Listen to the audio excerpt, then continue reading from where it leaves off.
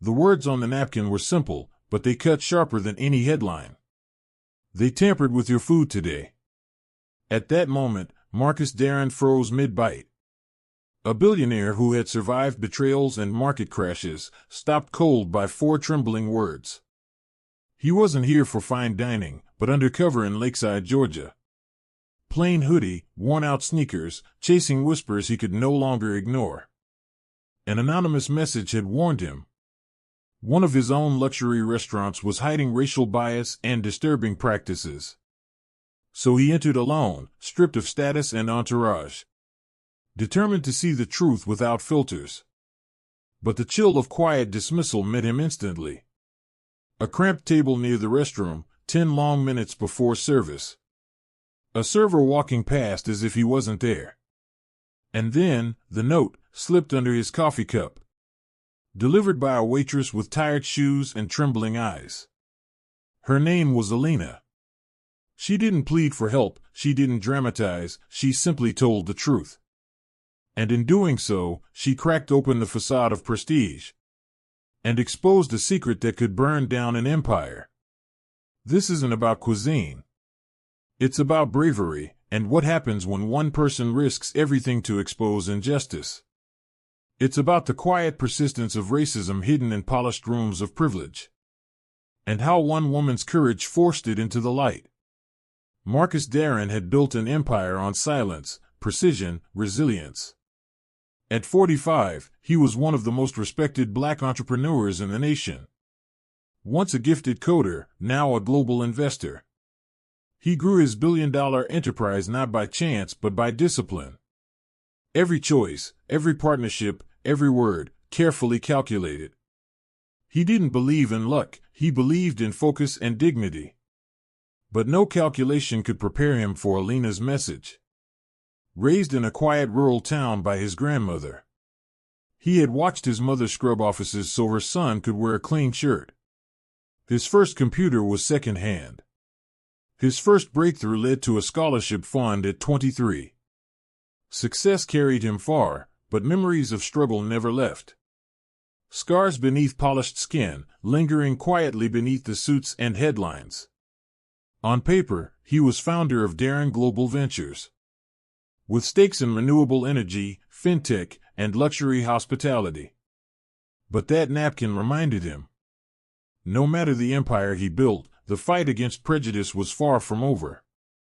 He drove a sleek graphite electric sedan, sat on multiple corporate boards, and lived high above Riverton Square. Yet behind the luxury, Marcus Darren never forgot the boy who once learned to tie a tie from free tutorials before facing investors. He avoided flashy displays, no diamond watches, no designer sneakers. Because he knew how quickly people judged a black man by appearance before ever hearing his words. So when the anonymous letter arrived 2 weeks earlier, accusing one of his flagship restaurants of mistreating black guests and workers, he didn't send lawyers or PR strategists, he bought a bus ticket, pulled on a hoodie, and stepped into the fire himself. But then, what he was about to discover would cut deeper than any rumor. When he entered the Monarch that night, no one knew who he was. And that anonymity was intentional. Because sometimes, to witness the truth, you have to disappear inside it. That was his lesson. Leadership wasn't about being noticed. It was about noticing what others refused to see. The Monarch was built to silence voices with grandeur. A restored mansion in Riverton's historic district selling the illusion of timeless prestige. Velvet curtains, glittering crystal, candlelight softening every face. Guests didn't just dine there, they performed status. But beneath the polish, Marcus could already feel something darker lingering.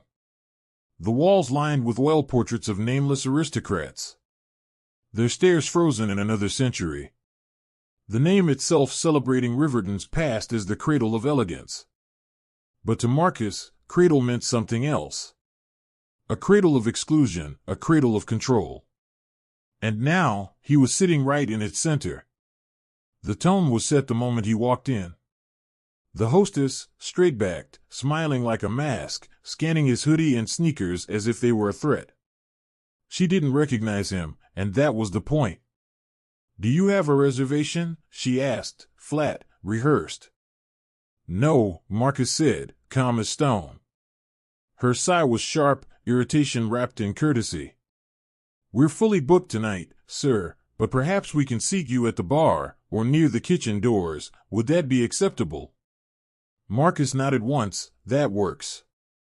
She guided him past tables of white patrons draped in suits and designer dresses. Not a single black guest in sight, only the staff, silent and moving fast. The sight alone told a story older than the building itself.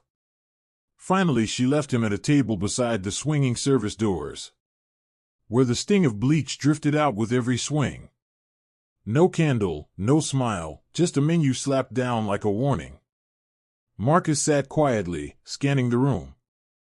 Servers flashed their brightest smiles at wrists wrapped in Rolexes, at couples glowing with country club confidence.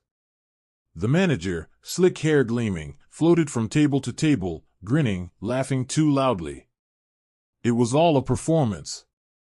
But Marcus could already feel the cracks. And suddenly, something was about to break. The manager's gaze slid right past Marcus, as if he didn't exist. Because the monarch wasn't broken, it was working exactly as intended. To Marcus, this wasn't a restaurant, it was theater. A stage where appearances outweighed people.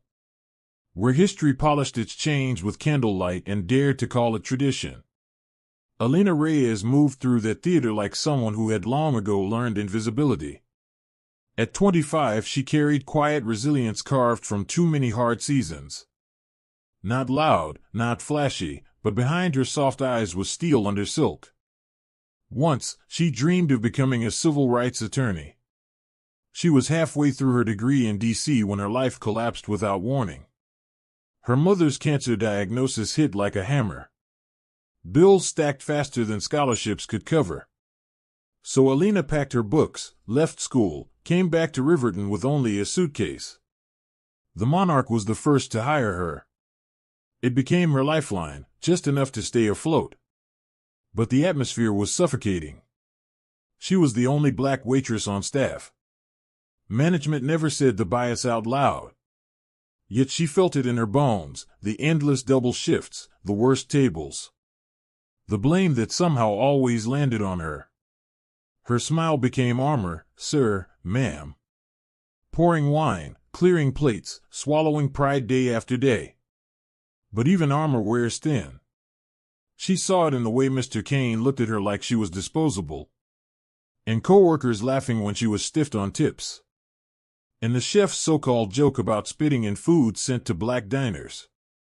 She never laughed. She memorized every cruelty, waiting, watching, surviving. Yet tonight felt different. The man at table 14 didn't fit the mold. No Rolex, no arrogance, just silence and a steady calm that unsettled her. And when she greeted him, he looked straight into her eyes, really looked. Like he saw her. That simple act cracked something inside her. Because Alina wasn't just a waitress, she was a witness. To every insult whispered in corners. To every rule that bent depending on who sat at the table. And tonight, she chose not to stay silent. Tonight she would act, even if it cost her everything. The restaurant's prized dish wasn't just food, it was theater. A 48-ounce bone-in Wagyu, aged 90 days. Revealed under a smoke-filled dome, plated with truffle potatoes. Price tag $700. A plate for spectacle, not for the soul, Alina often thought. So when Marcus ordered it, her breath caught. "You'd like the presidential reserve?" she asked, her voice steady, though her stomach tightened. He nodded, calm as still water. Medium rare, and a glass of the 2006 Elmsworth Cabernet. Another $200 choice, another step deeper into the performance. But beneath the calm, something far more dangerous was brewing. Alina had carried that extravagant order more than once. Hedge fund managers, politicians, influencers flashing platinum cards. Never from someone in worn sneakers and a hoodie. Never from a guest banished to the table by the swinging kitchen doors. She felt it, the eyes on her. Mr. Kane across the room, rigid, arms crossed, watching like a hawk with a checklist. She knew his thoughts. That she was wasting time. That a man dressed like that couldn't possibly afford such a dish. And that if it went unpaid, she'd be the one blamed. She hesitated a moment too long. Is that a problem? Marcus asked, soft but edged with warning. No, sir, she answered quickly, coming right up. Turning sharply, Alina hurried to the ordering terminal. Her heartbeat rattling in her chest. Every server knew the rule. If a guest looked questionable and ordered something costly, management demanded a credit card first, no exceptions. But Alina broke the rule. She entered the order like it was routine. The system flashed red, flagging for manager approval. She hit override and swiped her own ID.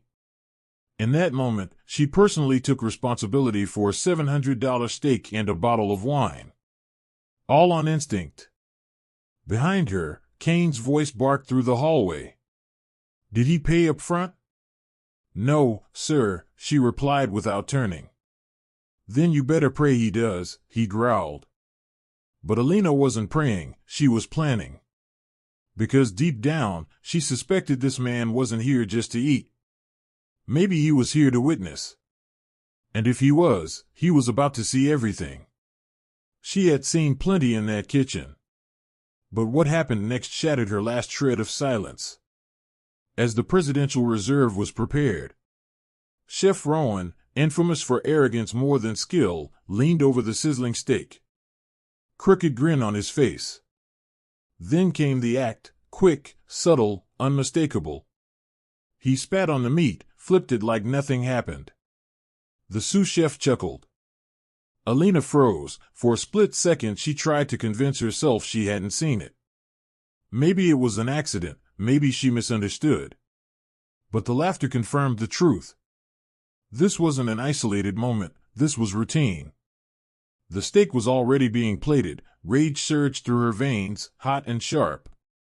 She wanted to scream, to throw the plate, to call them out, but she couldn't, not yet.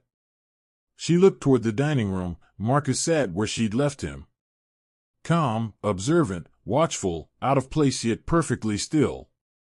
They didn't know who he was, but Alina was beginning to suspect. And that suspicion made her decision heavier. She had seconds. Stay silent and serve a poisoned performance to a man who might carry the future of this place in his hands. Or take a risk that could end her job immediately. Her fingers slipped into her apron pocket. She pulled out a pen, grabbed a crisp linen napkin, and with trembling hands began to write, the ink stuttering across the fine thread. They spit in your food, this place isn't safe, check the kitchen cameras. No name, no flourish, just the truth folded into linen. Alina slipped the note into her apron as the plated steak was handed over. Concealed beneath a polished silver dome. Her heart hammering with every step across the dining room. At table 14, Marcus looked up as she approached. With perfect composure she placed the dish before him, lifted the dome, and whispered, "Enjoy your meal, sir." He nodded, silent, and as she cleared his empty bread plate with her right hand, her left slid the napkin neatly under the corner of his setting. A second later she was gone, no eye contact, no words. Only the fragile hope that the stranger would know how to read a message disguised as service. Marcus sat still, staring at the folded cloth as if it carried electricity. He hadn't touched the steak, hadn't reached for his knife. Something in Alina's eyes had already told him to wait. The tremble in her fingers, the urgency hidden beneath her steady voice. He slid the napkin into his palm and unfolded it. The handwriting uneven, hurried, but it struck like a blade. They spit in your food, this place isn't safe, check the kitchen cameras. His jaw tightened, his expression froze into stone. It wasn't the act of spitting that cut deepest. He had endured worse traveling undercover, testing people and systems. No, what made his pulse surge was the phrase, "This place isn't safe." That was larger than one tainted plate, that was systemic rot. And Alina wasn't just protecting him, she was sounding an alarm. Marcus folded the napkin, slipped it inside his hoodie, and pushed the plate aside. No scene, no outburst, not yet. He pulled out an old burner phone, tapped a secure app. Sent a message to his chief of security in New York. Red flag at the Monarch, pull kitchen camera feeds for tonight. Cross-check staff logs, quiet, fast, full report. Then he rose from his seat. Across the room Kane noticed immediately. His eyes narrowed as Marcus approached. "Is everything all right, sir?" Kane asked, smiling with salesman ease. His gaze flicking toward the untouched steak. Marcus's voice was calm, clipped with ice. "I'd like to speak with you, privately, about the meal." "Of course," Kane replied smoothly, guiding him toward a hallway lined with framed awards and glossy certificates that meant nothing. Inside the office Marcus remained standing. Kane launched into a polished spiel about guest satisfaction and presentation excellence. Words ringing hollow. Marcus cut him off. "I want to see your kitchen cameras, now." Kane's smile cracked. "Excuse me?" "You heard me." And in that moment, the mask slipped from Marcus's face. The CEO had arrived, and the game was over. Kane hesitated, long enough to confirm Marcus's suspicions. "The cameras," he stalled, "are mainly for inventory purposes, not guest service concerns." Marcus didn't flinch. "That's fine, let's start with tonight's footage, specifically the time my steak was being prepared." Kane shifted uneasily in his chair. "I'd need clearance for that. Our system archives in 30-minute blocks. Some feeds overwrite automatically when storage fills, so unfortunately we may not have." "Cut the excuses," Marcus interrupted, voice low and edged like steel. Kane blinked, caught off guard by the sudden shift in tone. "I'm giving you one chance to handle this clean," Marcus said. "You're either the man who helps uncover a problem in his own house, or the man who tries to bury it." Color drained from Kane's face, still he reached for one last deflection. "Sir, if I may ask, who exactly are you?" Marcus leaned in, his words weighted like iron. "I'm the man who signs your paychecks, and if I hear one more lie fall from your mouth, you'll never cash another." Kane's mouth opened, then closed, wordless. He rose, fumbling with the key at the cabinet, pulling out a dusty external drive. He connected it to the monitor and began scrubbing through fragmented footage. The prep station flickered on the screen. Marcus folded his arms. Kane clicked forward, and then it happened. A sudden skip, 2 minutes and 12 seconds erased, right when the steak would have been plated. Not a glitch, a cut. Kane pretended to scroll further, but Marcus's voice sliced through the room. "Enough." Outside the office, forks clinked, wine poured, laughter floated in candlelight. Inside, the silence was surgical. Marcus pulled out his burner phone, typed quickly. "Partial footage, possible tampering, flag Kane, interview all staff, preserve every file." He slid the phone back into his hoodie, locking eyes with the manager. Kane sweating under his own collar. "You're finished for tonight," Marcus said flatly. "Walk me out, then go home, and if you're smart, you'll call a lawyer." Kane froze, too stunned to argue. He had no idea how deep the storm was about to run. But the hinge had already turned, the door was no longer closed. The drive back to Marcus's hotel felt longer than it was. No radio, silence's only soundtrack. By the time he reached his suite, his security team had already delivered. Backup feeds pulled from cloud storage, untouched, uncut. Everything Kane had tried to erase now played in cruel detail. Marcus poured a glass of water, sat at his desk, opened the file. The timestamp glowed in the corner as the truth unfolded frame by frame. Chef Rowan leaning over the presidential reserve, no rush, no mistake, full intent. He spat on the steak, smiled, then turned to the sous chef, who laughed and nodded along. The audio was faint, but clear enough to hear Rowan mutter, "That's what you get for acting like you belong here." Marcus leaned back in his chair, no shock, no outrage, only icy clarity. This wasn't a mistake, not poor judgment in the moment. It was a culture, a silent corrosive system built to humiliate people like him the second they didn't conform to its script. Worse, the logs revealed it wasn't the first time. Earlier footage from the same week showed a black couple seated in the far corner, their meals delayed nearly half an hour. Behind the kitchen doors, laughter erupted. Chef Rowan tossing a steak on the floor before slapping it back onto the grill. This wasn't random, this was routine, policy dressed up as coincidence. Marcus saved the footage, encrypted it, uploaded it to 2 separate servers. One routed to legal, the other to communications. His instructions were short, deliberate. Full internal review, staff interviews, emergency compliance training, absolute silence until I give the order. He stared out at the Riverton skyline shimmering beyond the glass. They had tried to humiliate him, they had failed. What they had exposed instead was a sickness that had festered too long. And now it wasn't about steak anymore. It was about justice, it was about change. And someone was going to answer, on camera, under oath, without warning. The next morning, Alina dragged herself into work, exhausted. Sleep had been impossible, every moment since slipping that napkin a blur of doubt and fear. She kept waiting for fallout, the call, the confrontation, the cold stares. But slipping through the back door of the Monarch, nothing. No glares, no whispers, until the hostess leaned close and murmured, "Manager's office, now." Alina froze, she didn't even clock in. Straightened her apron, steadied her breath, walked the long hallway toward Kane's office. She expected him, maybe HR, worst-case scenario security. What she didn't expect was him.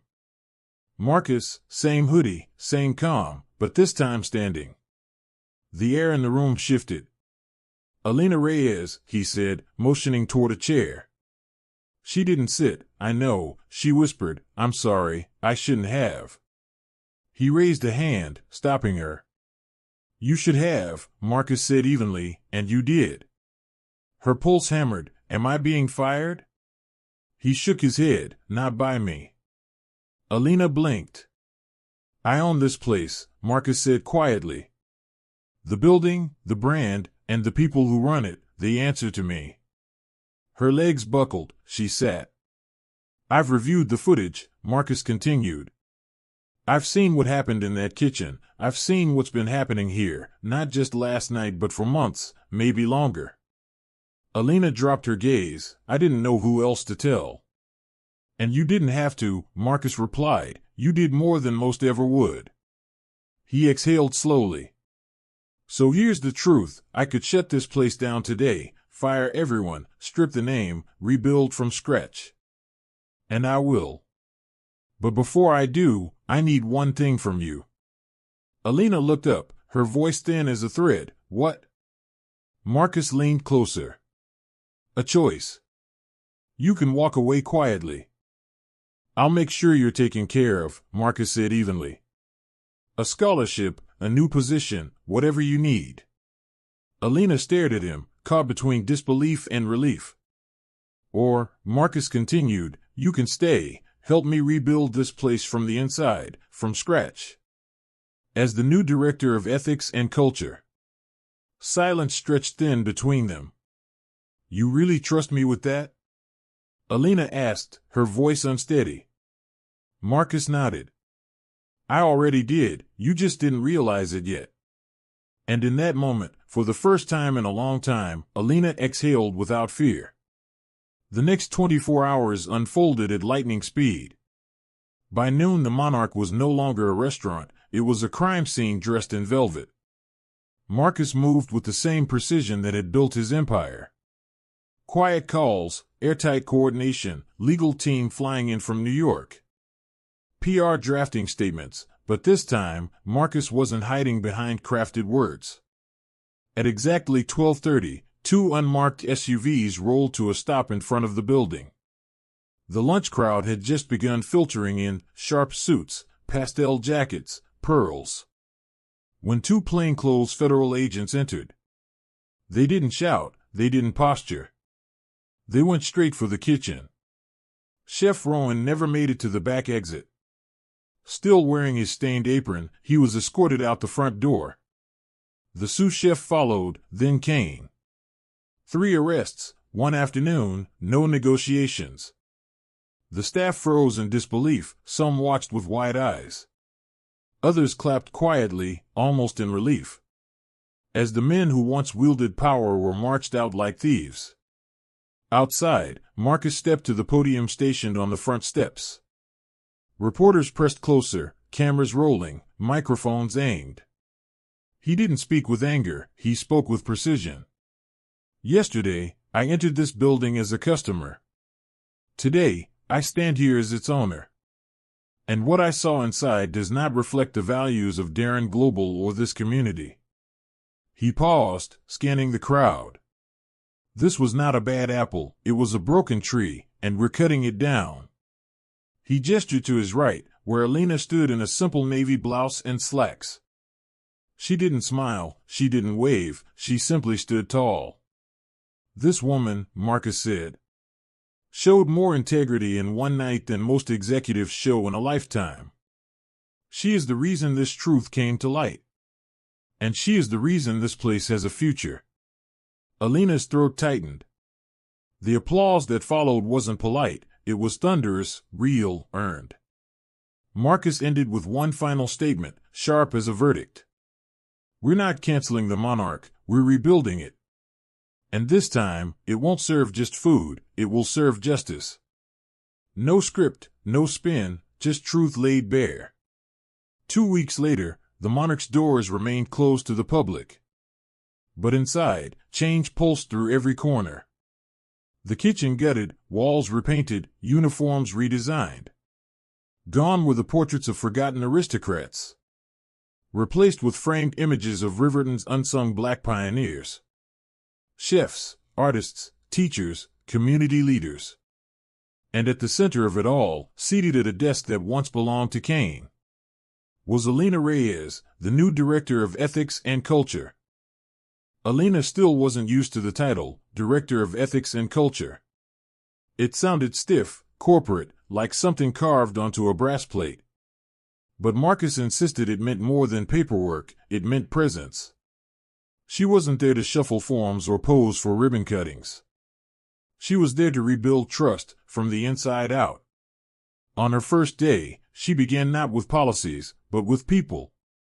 She gathered the staff in a circle of chairs in the dining room, no podium, no scripts, just honesty. Some couldn't meet her eyes, a few whispered at the edges, but most listened. She told them what had happened, not with shame but with strength. She laid bare why the culture had failed, why silence is never neutral, and how together they would create something new. She set up anonymous reporting channels, launched mandatory bias training, held weekly feedback sessions, brought in new managers who reflected the community they served. And she did something for herself too, she went back to school. Marcus had promised to cover her tuition if she wanted to finish her law degree. She said yes, part-time, nights and weekends. Because justice didn't end at one restaurant's door. But Alina no longer walked like a student, she walked like someone who had stepped through fire and emerged clear. People began to seek her out with questions, not about scheduling or paychecks, but about belonging, dignity, and how to speak up when it felt dangerous. Every time, she told the same story, a napkin, a risk, a man who listened. A job that turned into something far greater than tips, truth. Alina Reyes was no longer a server, she was serving something deeper now. And the world was ready to hear her voice. Because it wasn't press conferences, arrests, or lawsuits that transformed the monarch.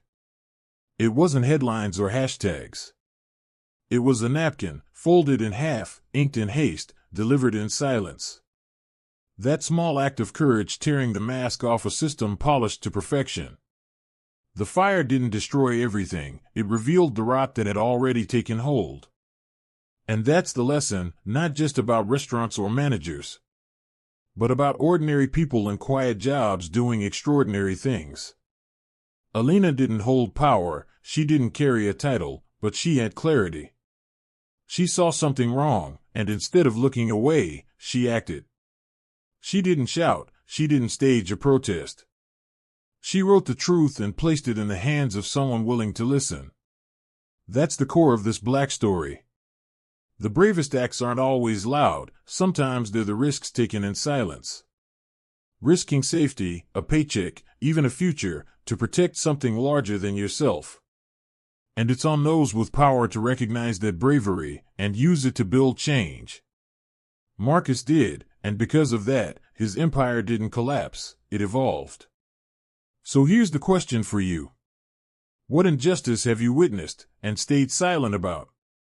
And more importantly, what could change if you chose to speak up? If this story moved you, if it stirred something inside, do me a favor. Hit the like button, share this video with someone who needs to be reminded that integrity still matters, that courage spreads. And if you want more stories like this, real, raw, the kind you won't find in textbooks, subscribe. Because sometimes it's not the grand speeches or the loud protests that shift the world. Sometimes it's just a napkin, and someone brave enough to write the truth on it.